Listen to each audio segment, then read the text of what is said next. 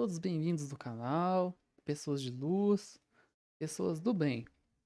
Vamos redigir hoje aqui um recurso em sentido estrito contra a sentença de pronúncia. Recurso este muito cobrado no exame da OAB na segunda fase, para quem opta por penal. Então vamos estruturar a peça, ver suas peculiaridades e ao final redigi-la. Confira aqui comigo. O que é recurso em sentido estrito e para que ele serve? O recurso de sentido estrito, ele é utilizado em várias hipóteses. E as hipóteses dele estão elencadas no artigo 581 do Código de Processo Penal. Nossa peça aqui, ela vai focar no recurso que desafia a sentença de pronúncia. O que é sentença de pronúncia? Primeiramente, o procedimento do júri, ele é um procedimento bifásico, ou seja, composto de duas fases. Na primeira fase, ocorre o juízo de formação de culpa do acusado.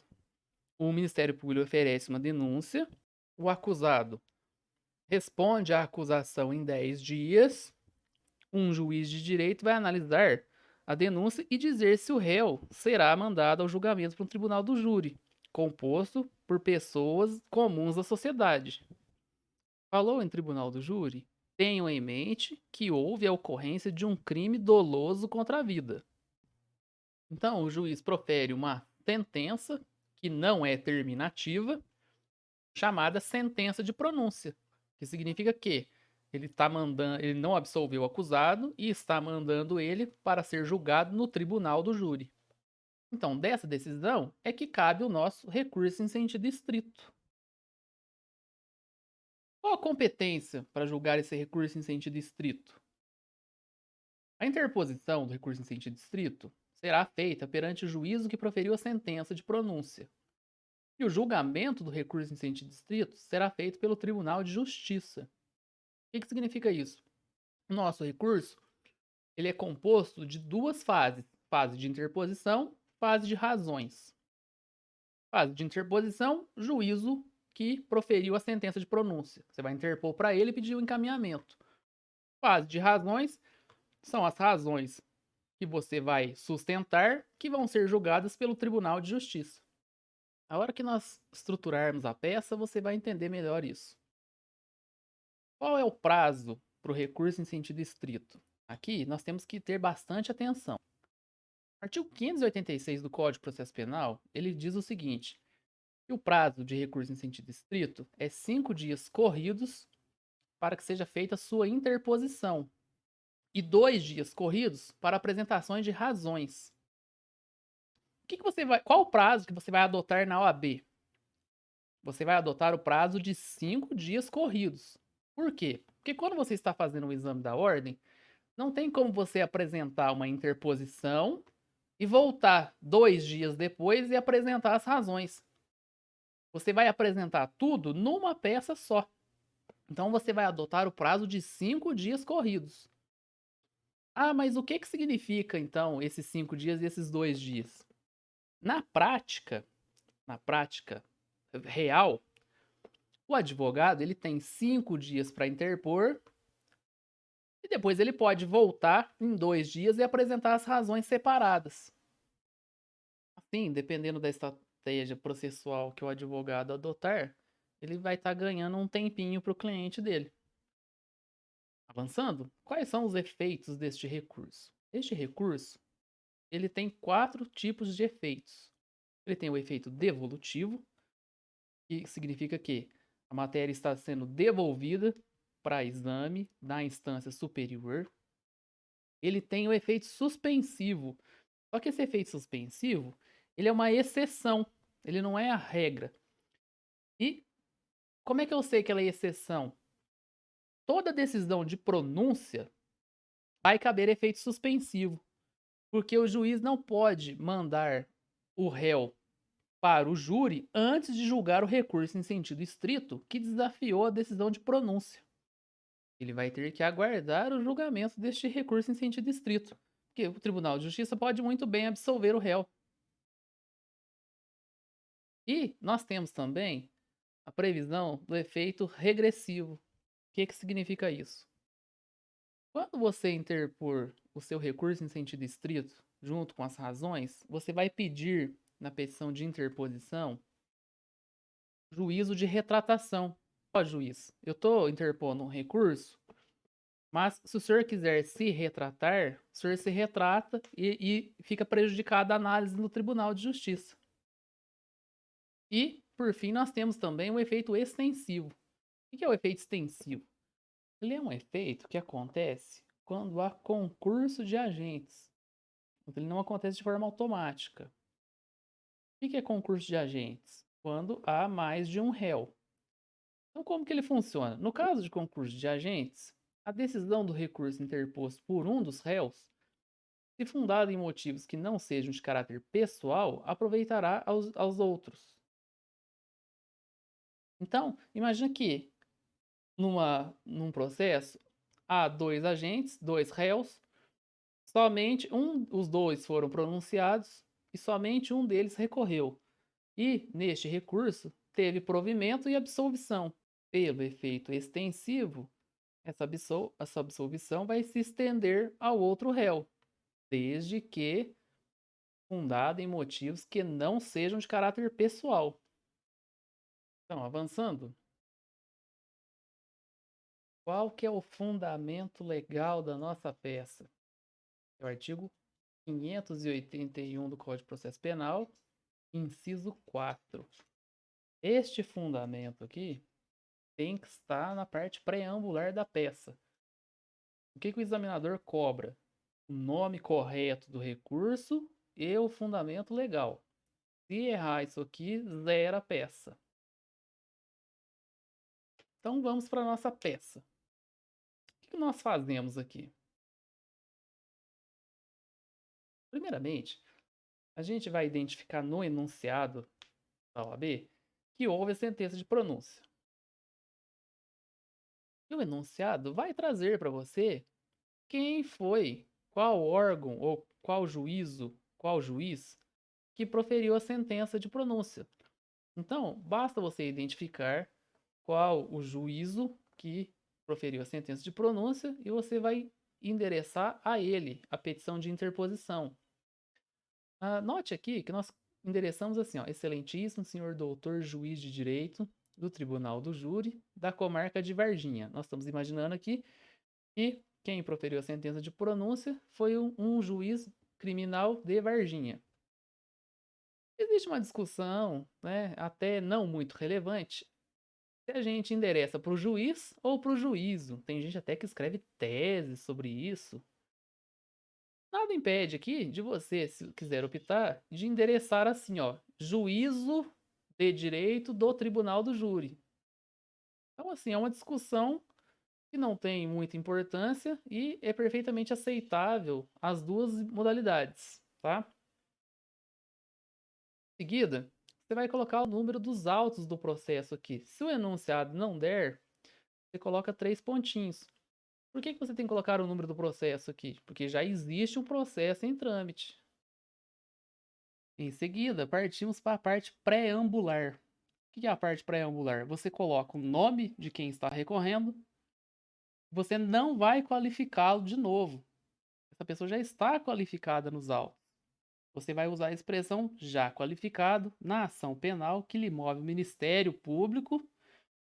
Tendo em vista a decisão de pronúncia em seu desfavor, vem, respeitosamente, por intermédio de seu advogado, que abaixo assina, colocar aqui, ó, procuração anexa. Interpor, aqui você põe o nome do recurso. Esse é o nome da peça, que você não pode errar. Recurso em sentido estrito. E vai pôr o fundamento legal. Esse fundamento legal, além de você pontuar, evita que você zere a peça. Você não pode errar o fundamento legal. 581, inciso 4 do Código de Processo Penal. Aqui pode abreviar. Pelas razões de fato e de direito anexas. Você vai pedir aqui o efeito regressivo. Por que você vai pedir o efeito regressivo? Esse quesito pontua no exame da ordem. Todos os exames caiu recurso em sentido estrito, o efeito regressivo era exigido e pontuava. Então você vai pedir o efeito regressivo para que o juiz se retrate da decisão recorrida nos termos do artigo 589 do CPP. Lembrando que o artigo tem que ser mencionado, tá? Tomar muito cuidado, que é um erro muito comum, requerer esse efeito regressivo nas razões. Às vezes o candidato até sabe que tem que pedir o efeito regressivo, mas faz na petição de razões e não na interposição.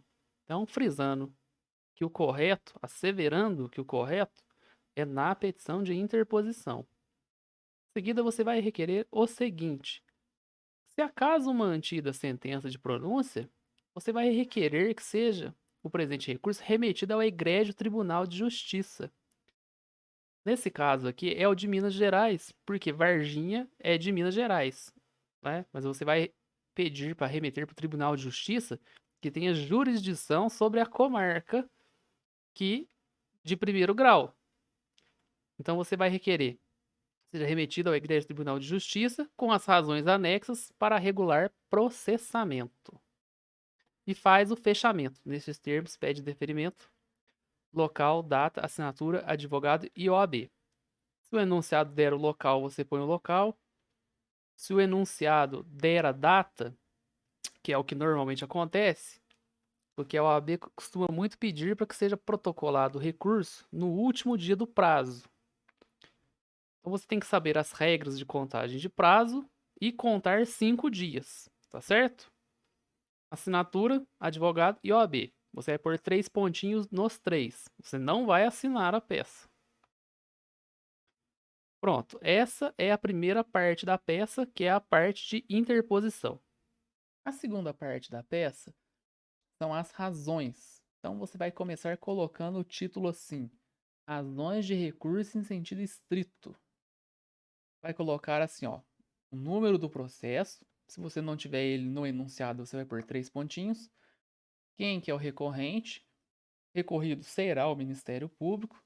E a origem do processo, da onde que esse processo está tramitando em primeira instância, juízo do Tribunal de Júri. Em seguida, você vai fazer a saudação, egrégio Tribunal de Justiça. Aqui nós colocamos Minas Gerais, mas se o enunciado der outra cidade, você coloca o estado referente a outra cidade. Colenda Câmara. Não precisa pôr aqui ínclitos jogadores, douto procuradoria. Você só vai perder tempo com isso. Você colocando egrégio Tribunal de Justiça, colenda Câmara, já é suficiente. E aí você faz um resuminho aqui de 2 linhas. Coloca assim, ó, a sentença de pronúncia merece integral reforma, uma vez que desafia a norma legal pertinente, conforme será demonstrado.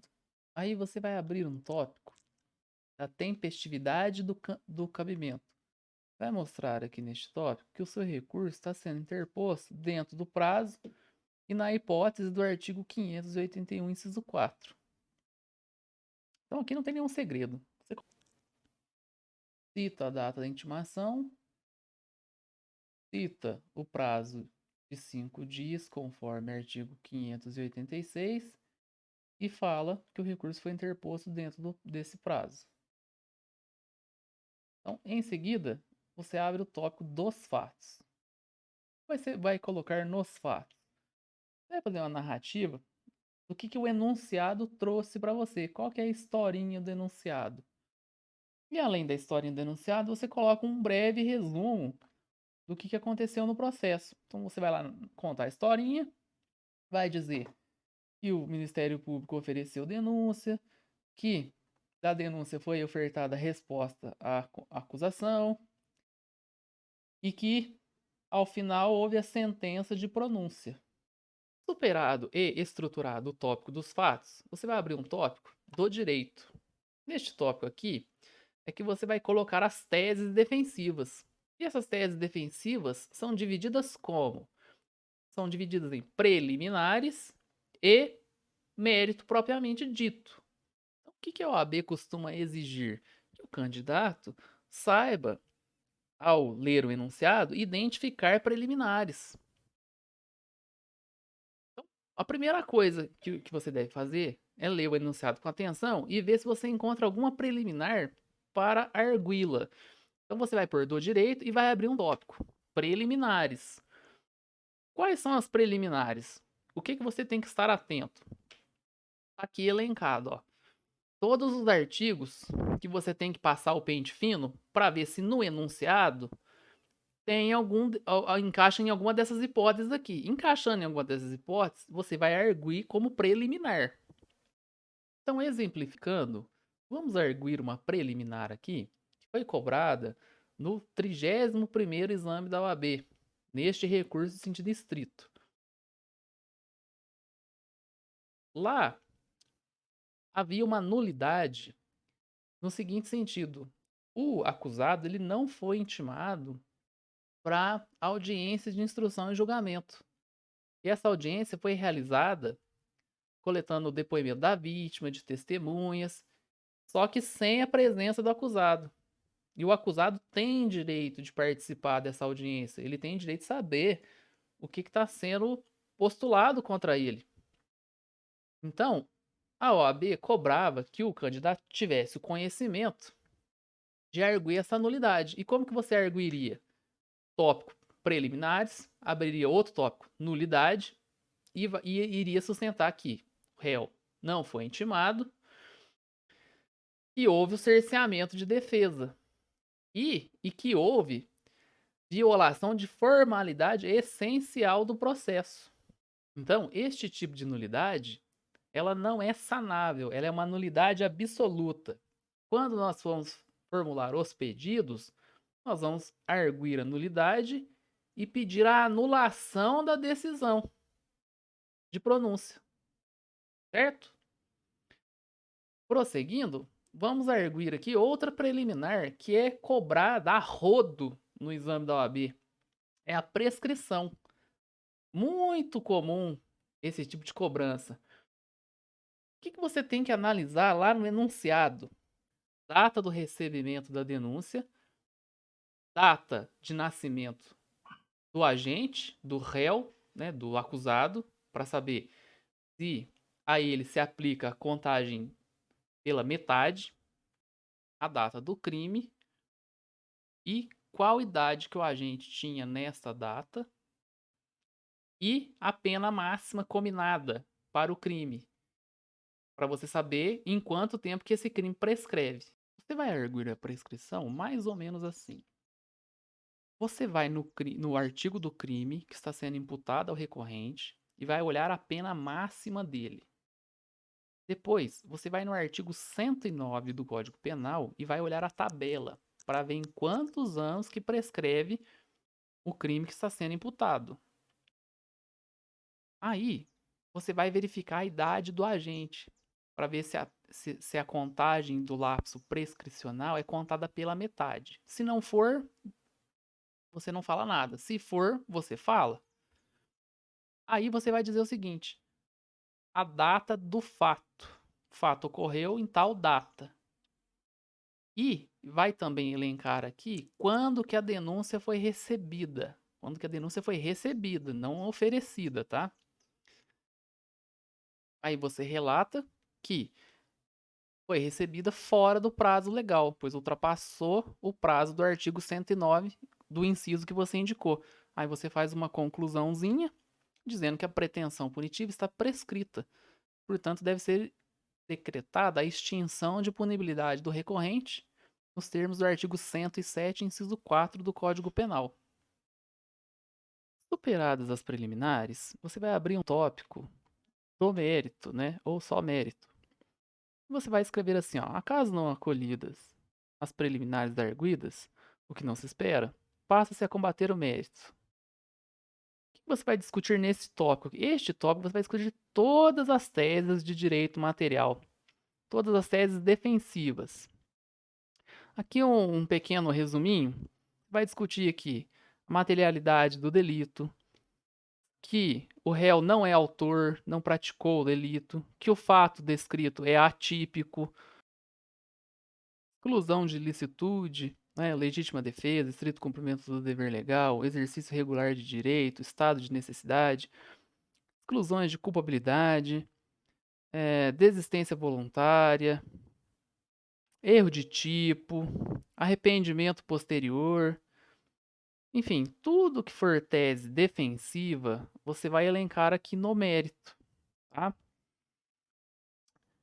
E, seguindo, você vai abrir aqui, ó, um tópico de desclassificação do crime. A OAB costuma sempre cobrar isso aqui. O que seria desclassificação do crime? Que você vai arguir dentro do mérito também. Ora, se o juiz não considerar as teses defensivas, então que ele diminua a pena para um crime menos gravoso. Então, como que você faria? Você abre aqui o tópico desclassificação do crime e vai fazer um requerimento subsidiário.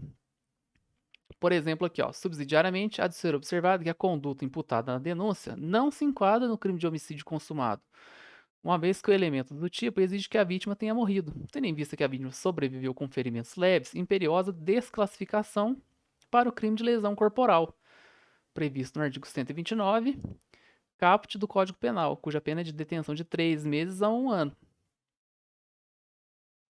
E também você tem, procurar tentar requerer afastamento de qualificadoras ou circunstâncias agravantes.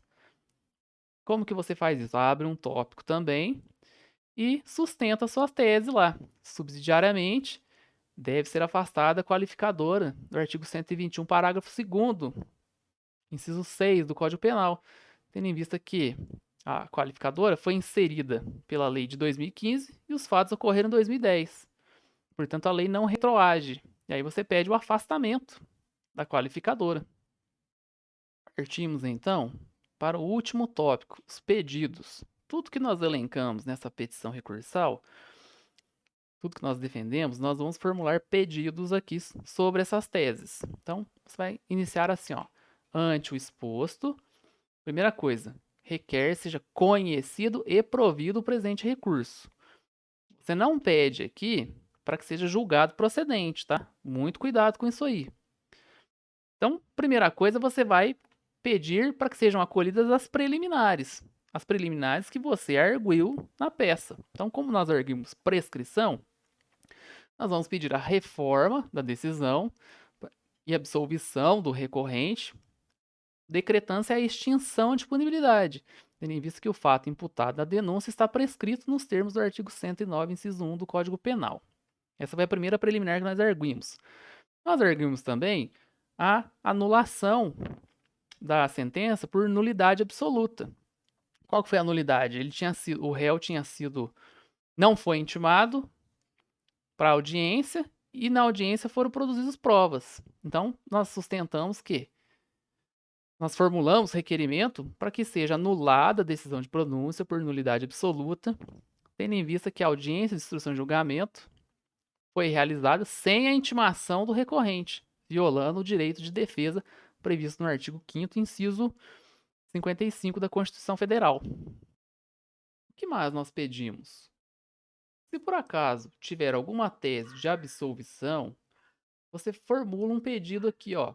Acaso não acolhidas as preliminares, que seja absolvido o réu, tendo em vista que tananana, certo? Como na nossa peça aqui nós não temos nenhuma tese nesse sentido, nós já vamos pular para o requerimento de desclassificação. Como é que nós fazemos isso? Subsidiariamente, acaso não acolhidas as preliminares acima arguidas, requer seja desclassificado o crime D para o crime D. E também formulamos aqui o pedido de afastamento de qualificadora, ou então de causa de aumento de pena, ou de circunstância agravante. Subsidiariamente, requer seja afastada a qualificadora de tananã. Então, os pedidos deste recurso são basicamente estruturados desta forma, tá? Uma dica também. Aqui você não pede especificação de provas, e aqui você não pede condenação em custos nem honorários. Erro muito comum de principiante. E agora você faz o fechamento, que é para dar sorte, né? Fechamento, você coloca nestes termos, pede deferimento, local, se você não tiver, você põe 3 pontinhos, data. Se você não tiver, você põe 3 pontinhos. Lembrando que se a OAB pedir para você interpor o recurso no último dia do prazo, você tem que saber fazer a contagem do prazo. Coloca a expressão assinatura, 3 pontinhos, advogado, 3 pontinhos e OAB, 3 pontinhos. Você não assina, você não se identifica e você não põe número de OAB. Então é isso. Estruturada a peça, fácil de fazer, você já está preparado e programado para a segunda fase do exame da ordem. Então é isso, pessoal. Se você não é membro, seja membro, ajude o canal a gerar conteúdo, bons estudos, deixe seu like e valeu!